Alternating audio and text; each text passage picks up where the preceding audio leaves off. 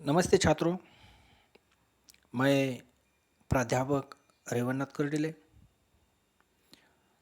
आज हम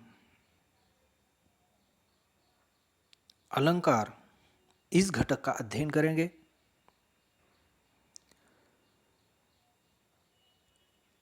अलंकार हिंदी भाषा के दो शब्दों अलन अधिकार को जोड़कर बनाया गया है।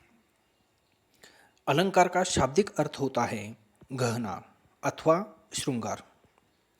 ठीक जिस प्रकार जब कोई स्त्री स्वयं पर गहने तथा श्रृंगार को धारण करती है तब उसकी शोभा अपने शीर्ष पर आ जाती है एवं वह अत्यंत ही आकर्षक एवं मनमोहिनी जान पड़ती है।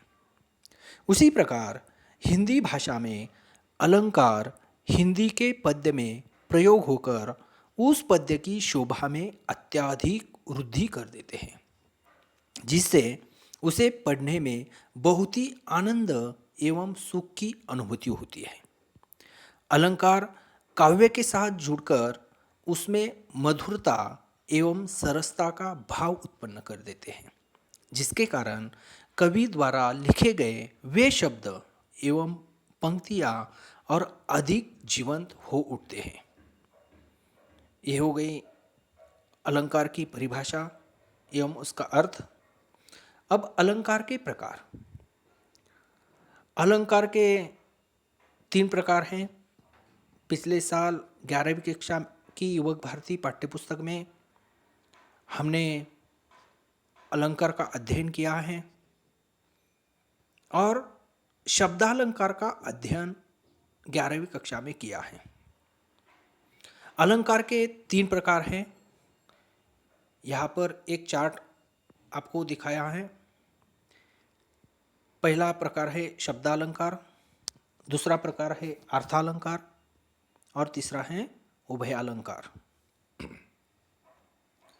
पिछले साल 11वीं कक्षा में हमने शब्दालंकार और उसके कुछ प्रकारों का अध्ययन किया है।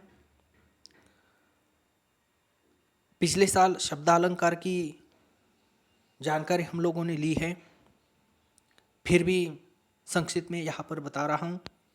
शब्दालंकार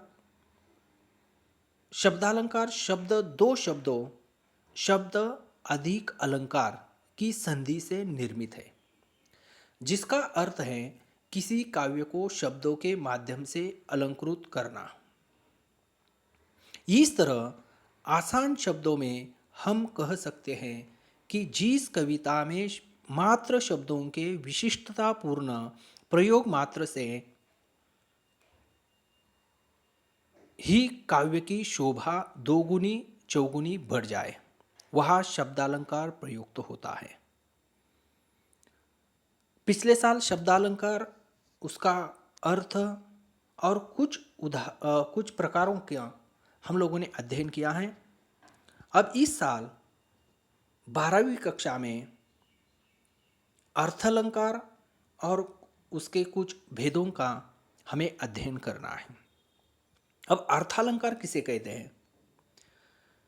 जब किसी कविता में विशेषता उसके शब्दों में न होकर उसके अर्थ में छुपी हुई होती है, वह अर्थालंकार प्रयुक्त होता है। शब्दालंकार में शब्दों में चमत्कार दिखाई देता है और अर्थालंकार में अर्थों में चमत्कार दिखाई देता है। और तीसरा जो प्रकार है उभयालंकार, वहाँ पर शब्द और अर्थ दोनों में चमत्कार होता है।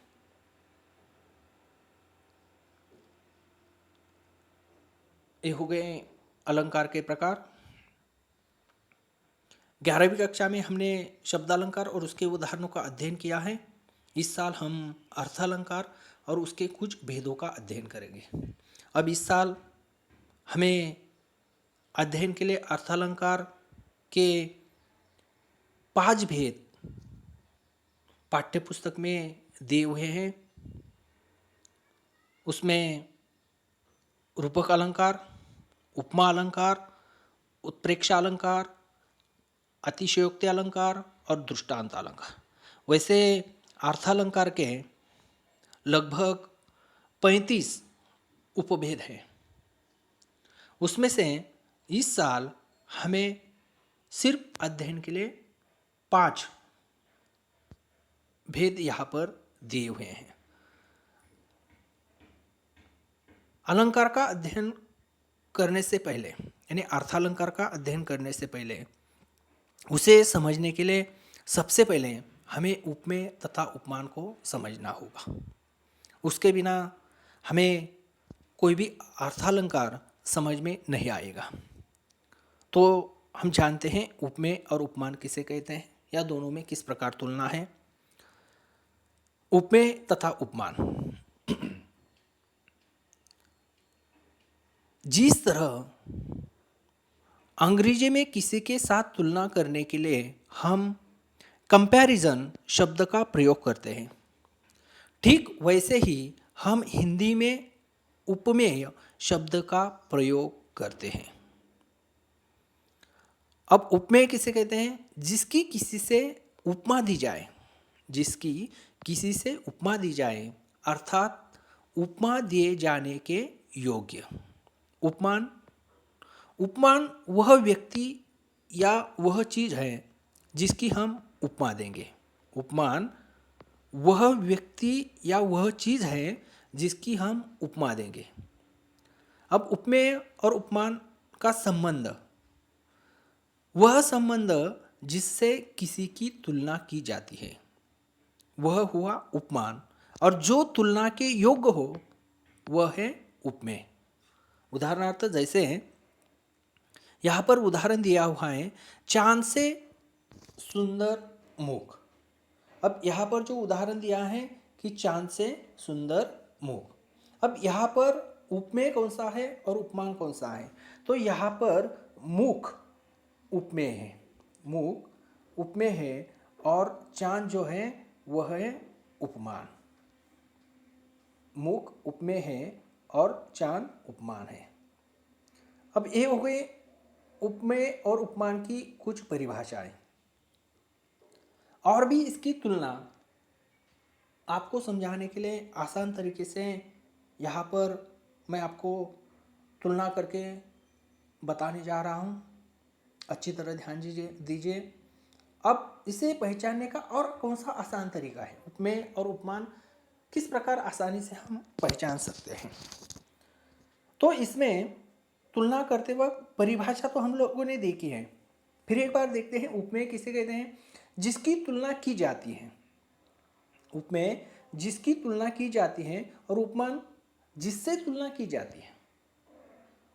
परिभाषा है उपमेय की जिसकी तुलना की जाती है, और उपमान जिससे तुलना की जाती है। अब दूसरा जो है इसमें संबंध, कि उपमेय जो है वो हमारे पास में होता है, हमारे पास में होता है, और उपमान जो है हमसे दूर होता है। अब यहाँ पर ऊपर के उदाहरण में चांद से सुंदर मुख, इसमें उपमेय कौन सा है? मुख, यानी मुख हमारे पास में होता है, हमारे नज़दीक होता है, और चांद उपमान है, यानी हमसे बहुत दूर है, बहुत दूर है। समझ में आ रहा है? उपमेय हमारे पास में होता है और उपमान हमसे दूर होता है। चांद हमसे दूर है और मुख जो है हमारे पास है। अब इसकी तुलना में और आगे दिया हुआ है कि तीसरा संबंध है कि शरीर से संबंधित। उपमेय जो होता है वह शरीर से संबंधित, और उपमान जो होता है वह प्रकृति से संबंधित। अब ऊपर के उदाहरण में चांद से सुंदर मुख, इसमें जो मुख है वो उपमेय है, वो शरीर से संबंधित है, मुख शरीर का एक भाग है, और चांद एक प्रकृति का एक भाग है, प्रकृति से संबंधित है। समझ में आ रहा है? और चौथा जो संबंध है, दोनों में जो तुलना है चौथा, वह उपमेय जो है अवास्तविक या काल्पनिक है। काल्पनिक गुण पाया जाता है उसमें, अवास्तविक या काल्पनिक गुण पाया जाता है, और उपमान वास्तविक गुण पाया जाता है। अब मुख जो है किस प्रकार उपमा दी है, गुण कौन सा दिया? चांद से सुंदर, चांद से भी सुंदर हमारा मुख है, यानी अवास्तविक काल्पनिक यहाँ पर उपमा जो है वो दी हुई है। और जो भी गुण होता है उपमान में वह वास्तविक होता है। चाँद वास्तव में बहुत सुंदर और अच्छा दिखाई देता है, उसकी शीतलता सबको भाती है। और इसके बाद यहाँ पर हम लोगों ने देखा कि उपमेय और उपमान में क्या संबंध है, उसका अर्थ। अब उपमेय और उपमान समझने के बाद हमें जो अर्थालंकार है या अर्थ अलंकार के जो भी भेद हैं वो आसानी से समझ में आएंगे। अब सबसे पहला जो अध्ययन के लिए भेद है वह है रूपक अलंकार। अब यहाँ पर एक बात आपको बता रहा हूँ, अच्छी तरह ध्यान देकर सुनिए। पाठ्य पुस्तक में पृष्ठ क्रमांक 30 पर अलंकार के बारे में जानकारी दी हुई है। और पाठ्य पुस्तक में जो जितने उदाहरण हैं उसमें से ही आपको परीक्षा में पूछे जाएंगे। परीक्षा में आपको उदाहरण दिया जाएगा, आपको सिर्फ पहचानना है कि वह कौन सा अलंकार या कौन से अलंकार का वह उदाहरण है। पाठ्य पुस्तक में जितने उदाहरण दिए हुए हैं उसमें से ही आपको परीक्षा में उदाहरण पूछे जाएंगे पहचानने के लिए। अब सबसे पहला जो भेद है वह है रूपक अलंकार। अब रूपक अलंकार किसे कहते हैं? जहां प्रस्तुत अथवा उपमेय पर उपमान का अर्थात अप्रस्तुत का आरोप होता है अथवा उपमेय या उपमान को एक रूप मान लिया जाता है, वह रूपक अलंकार होता है। अर्थात एक वस्तु के साथ दूसरी वस्तु को इस प्रकार रखना कि दोनों अभिन्न मालूम हो, दोनों में अंतर दिखाई न पड़े।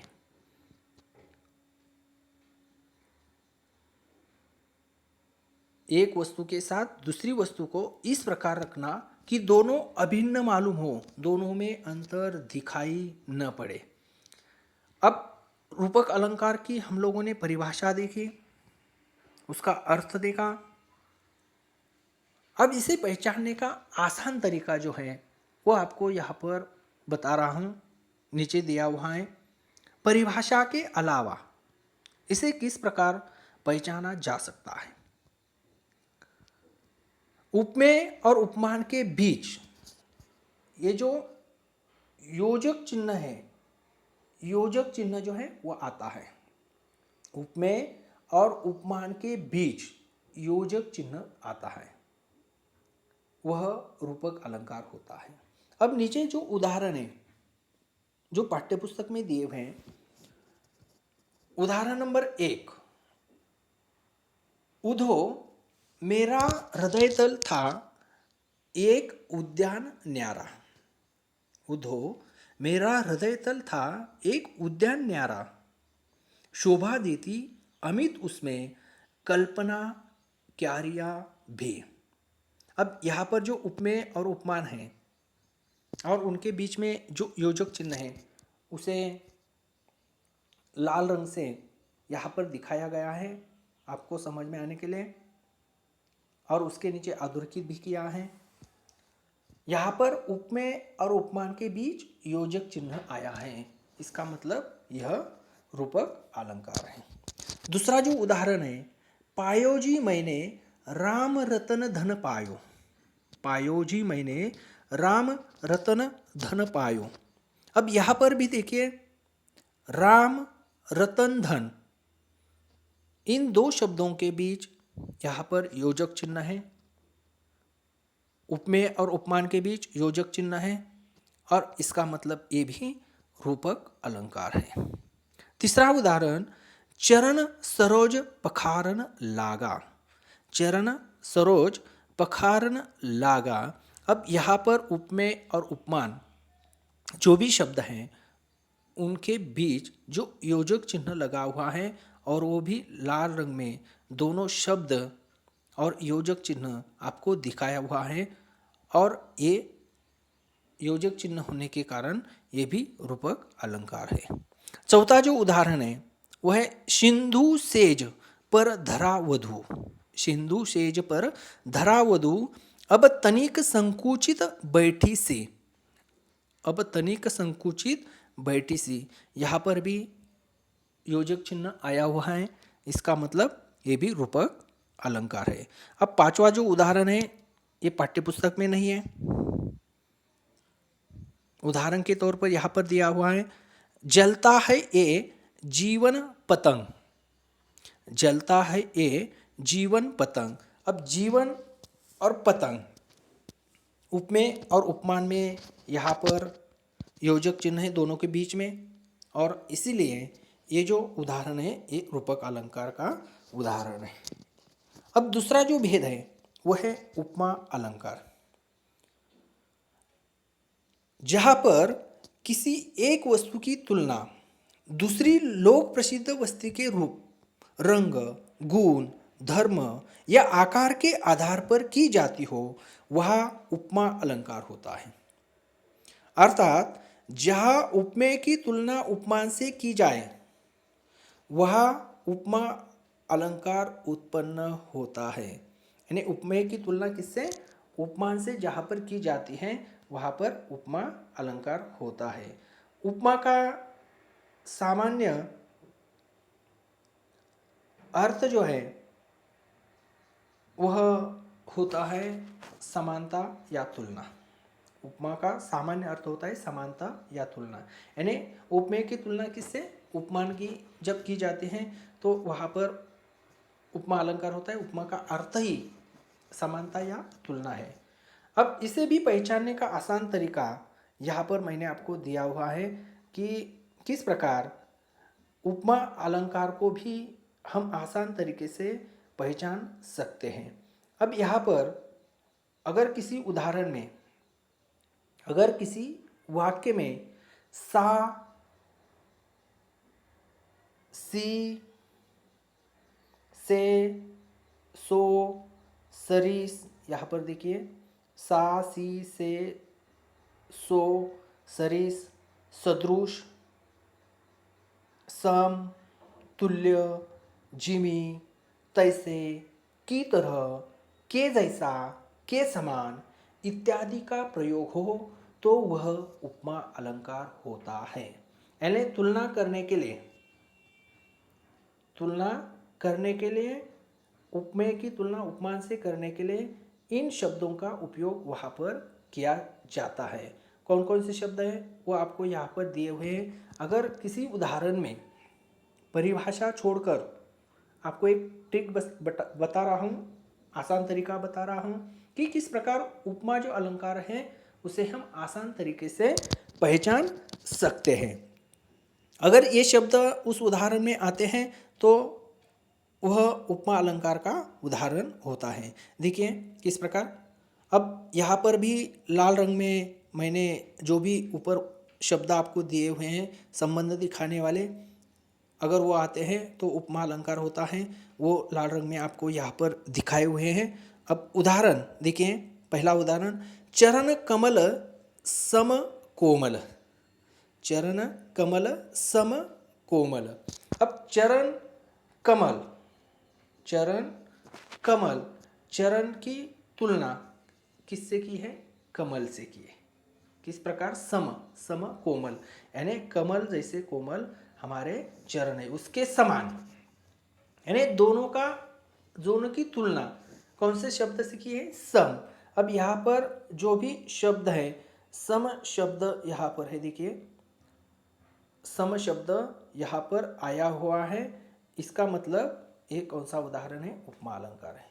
अब दूसरा उदाहरण जो है, राधा बदन चंद सो सुंदर।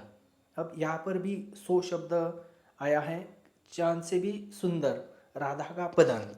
राधा का बदन किससे सुंदर है? तुलना किससे की है? चांद से, यानी चांद से भी सुंदर राधा का बदन है, शरीर है। और इनकी तुलना सो शब्द से यहाँ पर की हुई है। सो शब्द जो है यहाँ पर आपको ये देखिए यहाँ पर है सो शब्द, दूसरे उदाहरण में आया है, इसका मतलब ये भी उपमा अलंकार है। अब तीसरा उदाहरण देखिए, जीव बिनु देह, जीव बिनु देह, नदी बिनु वारी, नदी बिनु वारी, तैसे ही अनाथ पुरुष बिनु नारी। अब तीसरे उदाहरण में यहाँ पर उपमा अलंकार है।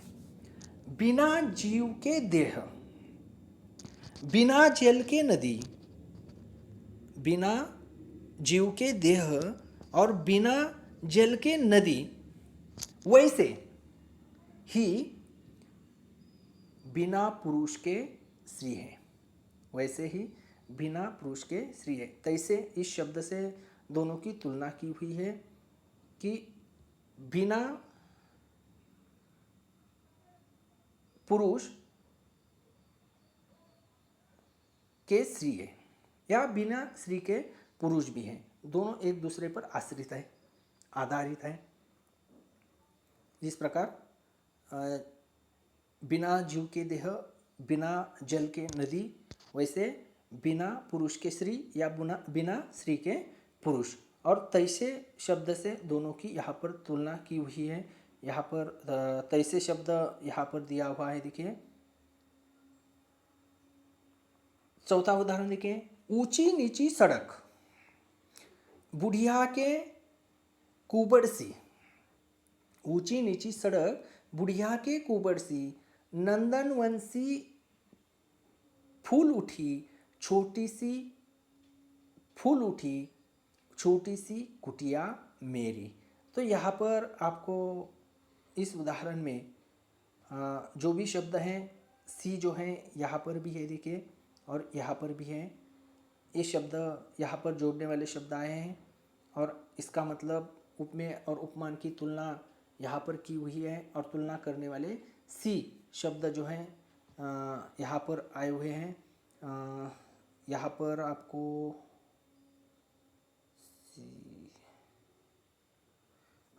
सी शब्द जो हैं यहाँ पर हैं। इसका मतलब ये भी उपमा अलंकार का उदाहरण है। अब पांचों उदाहरण जो है, मोती की लड़ियों से सुंदर झरते हैं झाग भरे निर्जर, मोती की लड़ियों से सुंदर झरते हैं झाग भरे निर्जर। तो किस प्रकार मोती की जो लड़ियां है उससे भी सुंदर जो निर्जर झरे हैं वो झर रहे हैं, इसकी तुलना की हुई है और से शब्द से की हुई है। इसका मतलब ये भी उपमा अलंकार है। अब उदाहरण नंबर 6, पीपर पात सरस मन डोला, पीपर पात सरस मन डोला। अब पीपर पात ये उपमान है और मन ये उपमेय है।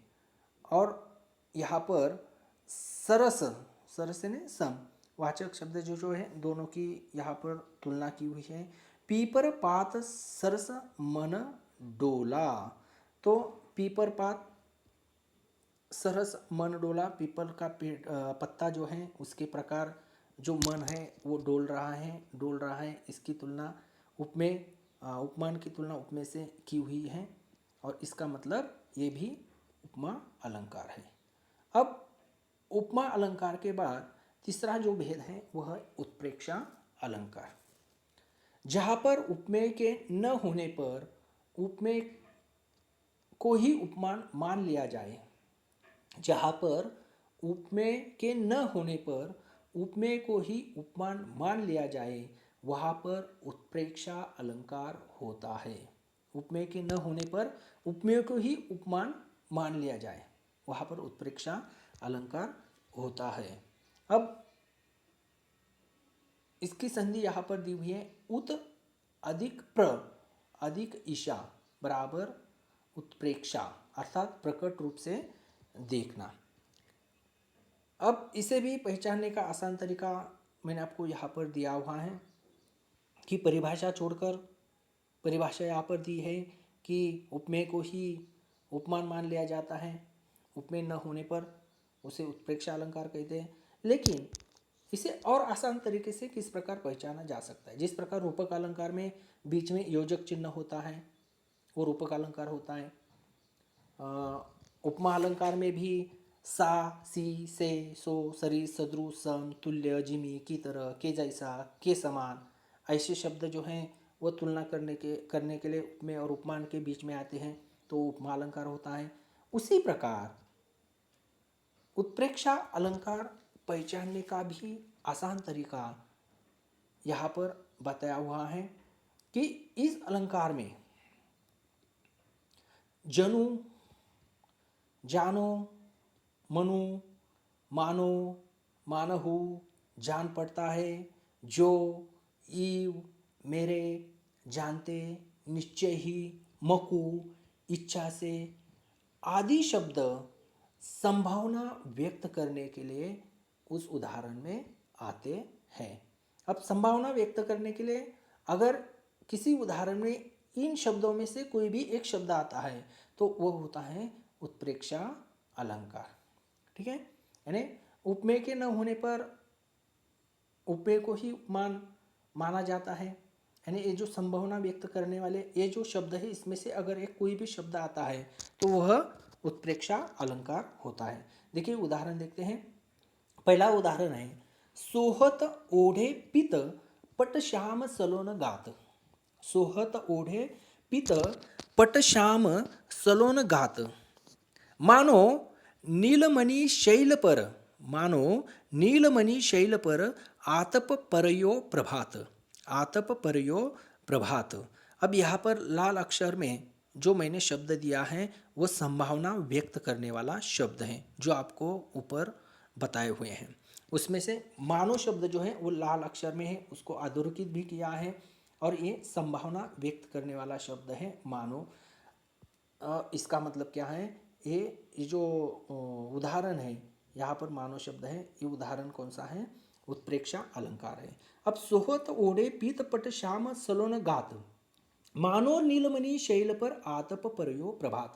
ये जो संभावना व्यक्त करने वाला शब्द यहाँ पर आया हुआ है और उपमेय के न होने पर यहाँ पर आपको बताया हुआ है कि उपमान उपमेय को ही उपमान मान लिया जाता है, वहाँ पर उत्प्रेक्षा अलंकार होता है। अब यहाँ पर इस उदाहरण में संभावना व्यक्त करने वाला शब्द तो यहाँ पर आया हुआ है, वो भी अधोरेखित किया हुआ है। अब इस उदाहरण में कवि ने यहाँ पर बताया है कि श्री कृष्ण के सुंदर श्याम शरीर में नीलमणि पर्वत की और शरीर पर शोभायमान पीतांबर में प्रभात की धूप की मनोरम संभावना की है। और यहाँ पर आप देख भी सकते हैं कि मानो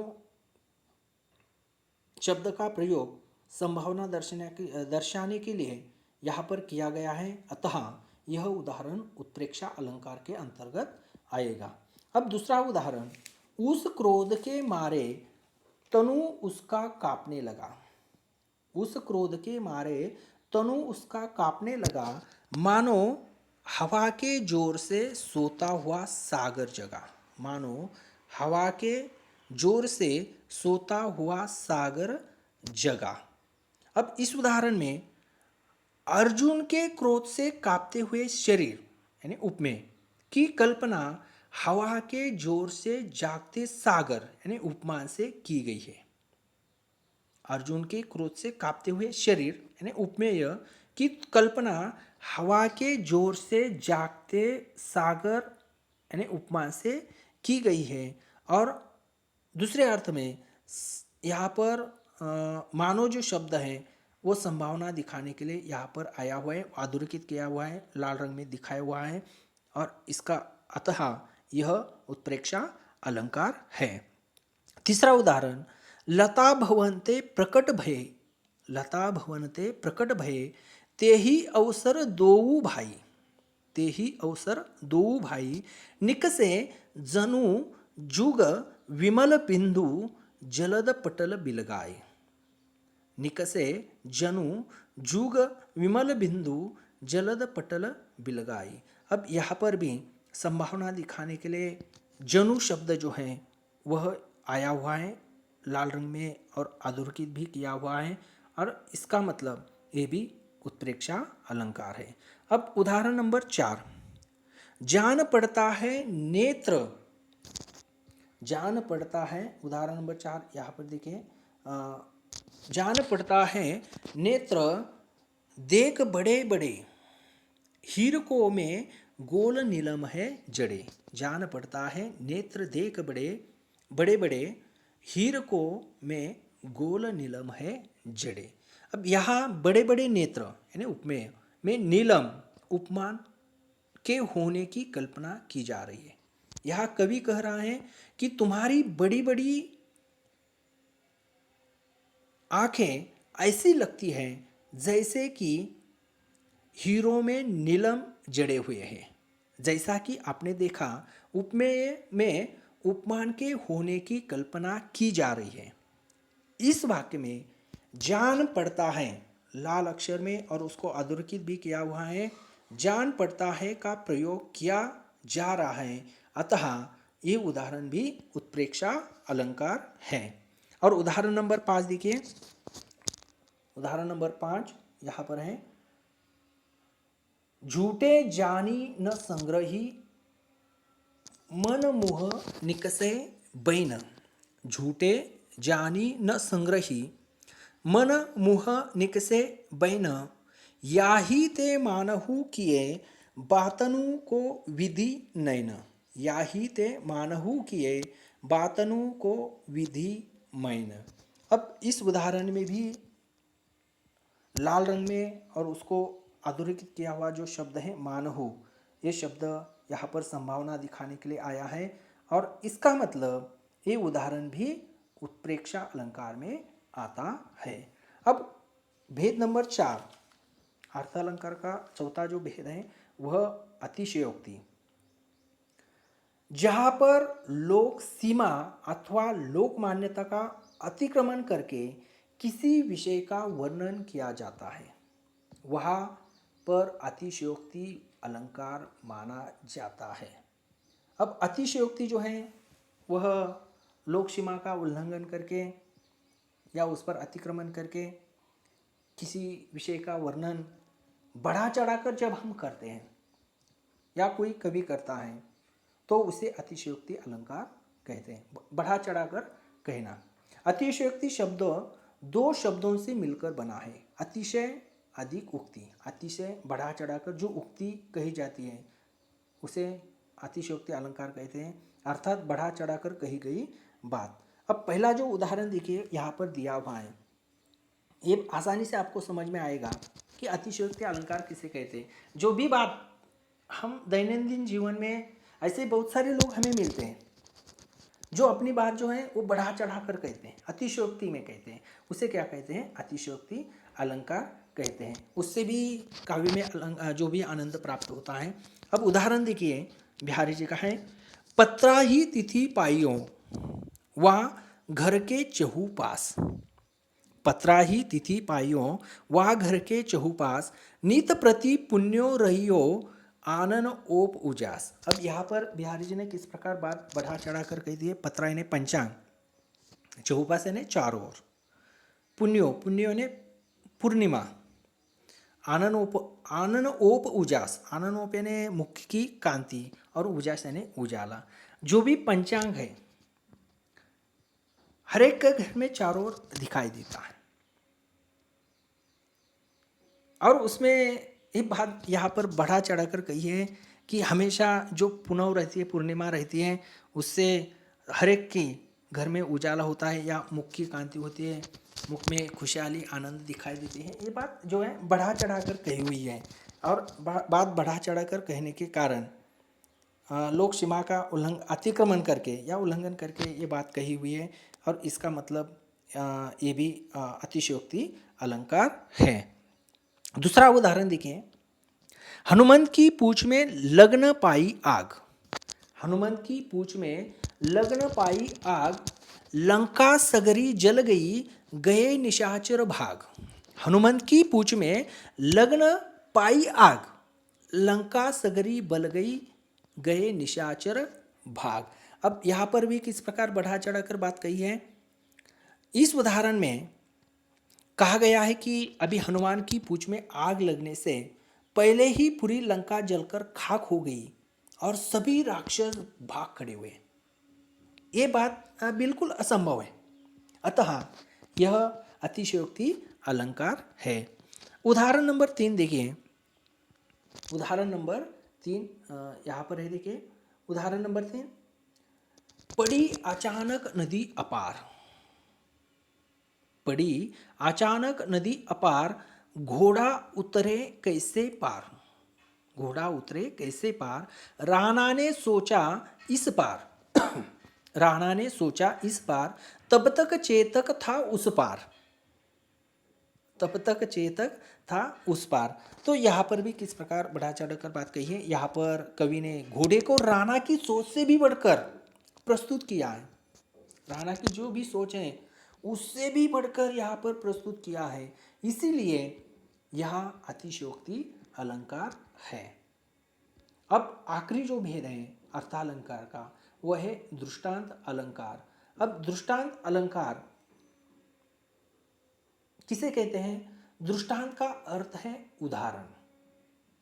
किसी बात की सत्यता प्रमाणित करने के लिए उसी ढंग की कोई दूसरी बात कही जाती है जिससे पूर्व कथन की प्रामाणिकता सिद्ध हो जाए, वह दृष्टांत अलंकार होता है।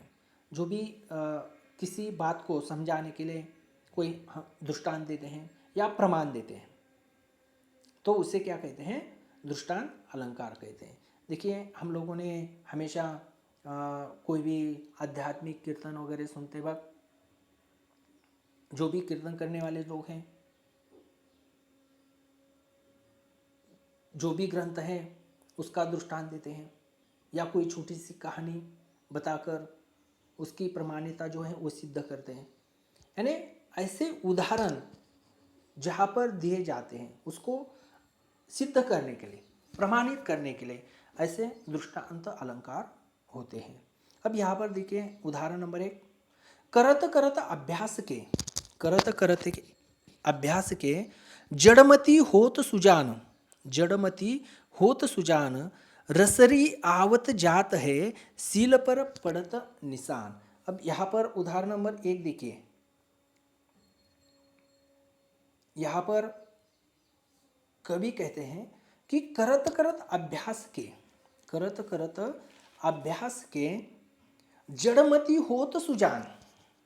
जड़मती होत सुजान, और उसका प्रमाण देने के लिए, प्रमाणित करने के लिए नीचे की पंक्ति दी हुई है। रसरी जावत आवत जात है, जैसे रसरी आवत जात है, सील पर पड़त निशान। यानी जड़मती यानी गतिमंद जो भी छात्र हैं, गतिमंद व्यक्ति, वो भी सुजान होता है, कुशाग्र बुद्धि वाला होता है। कैसे, करत करत अभ्यास, अभ्यास करते करते करते करते वो भी सुजान हो जाता है। जैसे जैसे रसरी आवत जात है, सील पर पड़त निशान। आपने जो कुएं से पानी निकालते हैं वहाँ पर रस्सी होती है, रस्सी जो है बड़ा सा सील रहता है, सील यानी बड़ा पत्थर रहता है। वहाँ पर जो रस्सी है नीचे ऊपर आते वक्त वहाँ पर घिसती है और उस रस्सी से उस कठिन पत्थर को भी निशान पड़ते हैं। वहाँ पर घिसते घिसते रस्सी से कठिन पत्थर को भी क्या होते हैं, निशान पड़ते। रसरी आवत जात यानी नीचे ऊपर होते वक्त उस पत्थर को भी क्या पड़ते हैं, निशान पड़ते हैं। उसी प्रकार जो जड़मती व्यक्ति है वो भी अभ्यास करते करते क्या हो सकता है, कुशाग्र बुद्धि वाला हो सकता है। यानी दृष्टांत देकर ये जो ऊपर की पंक्ति की जो बात है वो समझाने की कोशिश यहाँ पर की हुई है। दृष्टांत यहाँ पर दिया हुआ है, इसका मतलब क्या है, ये जो उदाहरण है वो दृष्टांत अलंकार का उदाहरण है। अब दूसरा जो उदाहरण यहाँ पर दिया हुआ है कि सबे सहायक सबल के, सबे सहायक सबल के, कौन निबल सहाय, पवन जगावत आग ही, दीप ही देत बुझायो। सबल, सबल यानी बलवान या ताकतवर, और निबल, निबल यानी कमजोर व्यक्ति। सभी किसके सहायक होते हैं, जो ताकतवर होते हैं, बलवान व्यक्ति होते हैं, उनके ही सहायक होते हैं। जो कमजोर व्यक्ति होते हैं उनका कोई भी सहायक नहीं रहता। अब ये बात समझाने के लिए कवि ने यहाँ पर दूसरी पंक्ति जो दी हुई है, जैसे सभी जो ताकतवर हैं, बलवान लोग हैं, उनके सहायक होते हैं। जो कमजोर लोग हैं, निर्बल जो लोग हैं, उनके सहायक कोई नहीं होते। जैसे पवन जगावत आग ही दीप ही देत बुझाए। जिस प्रकार जो पवन है, हवा जो है, वही आग जो है प्रज्वलित करने का काम भी करता है और दीपक बुझाने का काम भी करता है। ताकतवर है वो, आग प्रज्वलित भी करता है और दीपक को बुझा भी देता है। यानी प्रमाणित, दूसरी पंक्ति से प्रमाणित यहाँ पर किया हुआ है, प्रमाण दिया हुआ है, दृष्टांत दिया हुआ है। अतः ये जो उदाहरण है वो दृष्टांत अलंकार का उदाहरण है। अब उदाहरण नंबर 3 देखिए, एक म्यान में दो तलवारें। उदाहरण नंबर 3 यहाँ पर है, देखिए, एक म्यान में दो तलवारें कभी नहीं रह सकती है। एक म्यान में दो तलवारें कभी नहीं रह सकती हैं, किसी और पर प्रेम पति का नारियां नहीं सह सकती है। किसी और पर प्रेम पति का नारियां नहीं सह सकती है। अब पहली पंक्ति जो है उसको प्रमाणित करने का काम दूसरी पंक्ति ने किया है। तो पहली पंक्ति, एक म्यान में दो तलवारें कभी नहीं रह सकती। एक म्यान में, इस अलंकार में कवि ने कहा है कि एक म्यान में दो तलवारों का रहना वैसे ही असंभव है जैसा कि एक पति का दो नारियों पर अनुरक्त रहना। दो नारियों के साथ रहना, दो नारियों के साथ रहने पर क्या हालत होती है, सब लोगों ने देखे होंगे। जिस प्रकार एक म्यान में दो तलवारें नहीं रह सकती, उसी प्रकार एक व्यक्ति दो नारियों के साथ नहीं रह सकता, अनुरक्त नहीं हो सकता। तो यहाँ पर जो 12वीं कक्षा में अध्ययन के लिए अर्थालंकार के 5 भेद यहाँ पर पाठ्य पुस्तक में दिए हुए हैं, उसका परिभाषा देकर, अर्थ देकर और भी आसान तरीका बताकर आपको स्पष्टीकरण करने का प्रयास यहाँ पर मैंने आपको किया। धन्यवाद।